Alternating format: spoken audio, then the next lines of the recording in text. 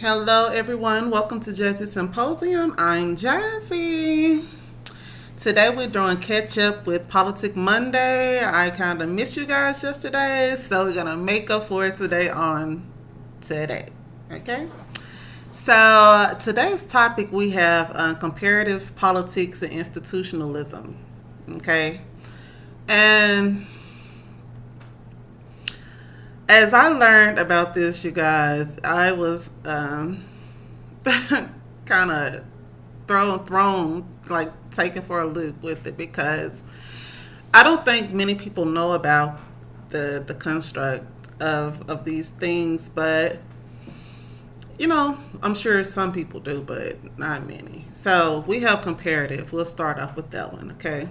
Comparative politics, which was brought into play by Aristotle. Okay, it is a study of different countries to see how they act, interact, and things like that. How they go about their lives or their cultures. Just studying different countries and lifestyles and things like that. So then you have institutionalism, which is it's a dagger. Okay, so institutionalism is where they do social studies on people. It's more than studying countries and learning things about countries and how they operate and things like that. It's more than that. So with institutionalism, what they do is they social engineer, basically is what they do, okay? It's a social study of human beings, okay? Which means we are lab rats. We are guinea pigs. You know those things you see in a laboratory set up where they do observations to see how they interact, how they will act if they cause one to do something, or do put give them a certain shot, or like see how they would react, or just things like that, right? So basically, in a world of our own, that's what we are to the government. In layman terms, okay? Screw institutionalism. Lab rats is what we are. And just learning that is scary because do you not know that this is part of political science, okay? Political is what? Pertaining to the government, right? And science is the makeup or the creation of something, right? So if this pertains to political science and it's political science, then this only confirms what I'm saying. We are lab rats.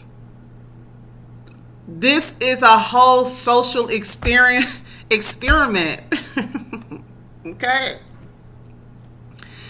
Which brings me to this point.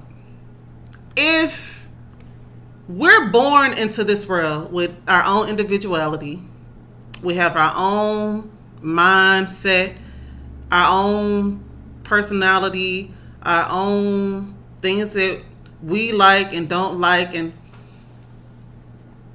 things about us that makes us unique, right? Because we're all kind of born this way. But then we set in this social setting called society, which leads back to the political science parts of it, which leads back to the social engineering part of it.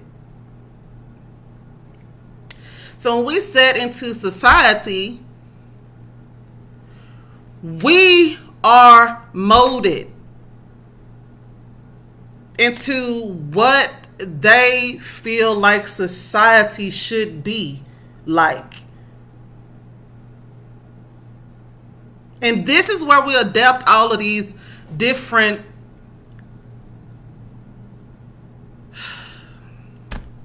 ideologies and things like that, because these are things that's being socially engineered intentionally. So it brings me to this point. Who really have their own identity? As much as we would like to think that we know ourselves and we got us all together and ourselves all figured out, how could we really, when everything about us from day one, from coming into society, has been engineered and cultivated? This is where it gets deep, because now it's like you got to dig deeper. Because how well do you really know yourself? Outside of things that's been socially engineered. Things we have adapted to, things that we have became, things that was in our face, things that was influenced, things that was induced into our DNA, into our being. So the question of the day: who are you?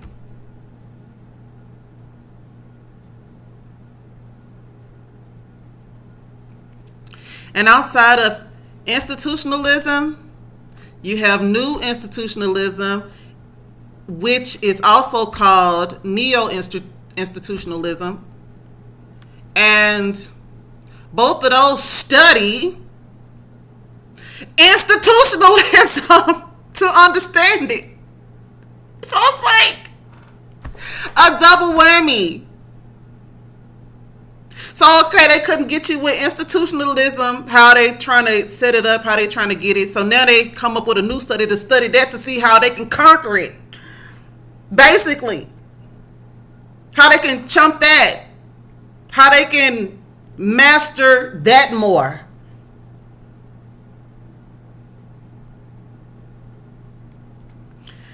So you guys, we live in one hell of a world, okay?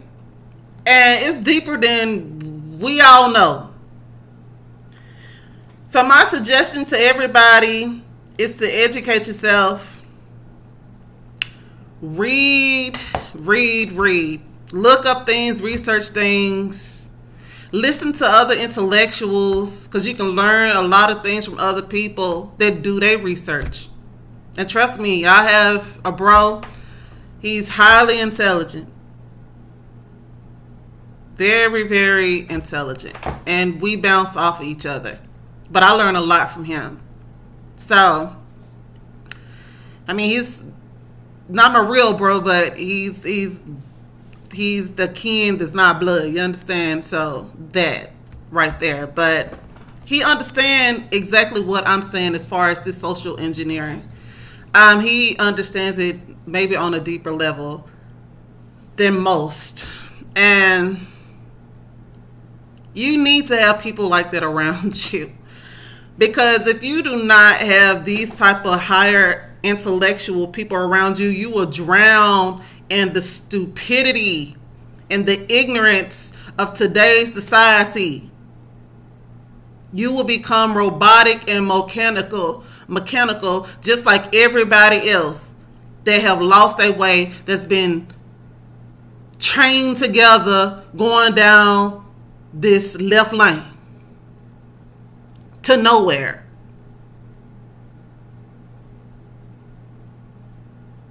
So You guys, it's deep out here, okay? Y'all gotta keep your head on the swivel.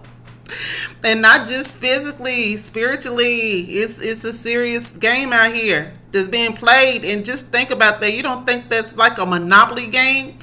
We like Monopoly players on their board. But they do whatever they want to do to us, and how they want to do it, and how they want things, the outcome. So, whew, we gotta wake up. Everybody gotta wake up, baby. It's a serious game. It does not to be played with out here, and you don't want to get lost in the sauce, and you don't want to get lost in the midst of it all. Okay. So, y'all, that is my discussion for today. Y'all chime in and let me know what you think. Okay? Let's talk.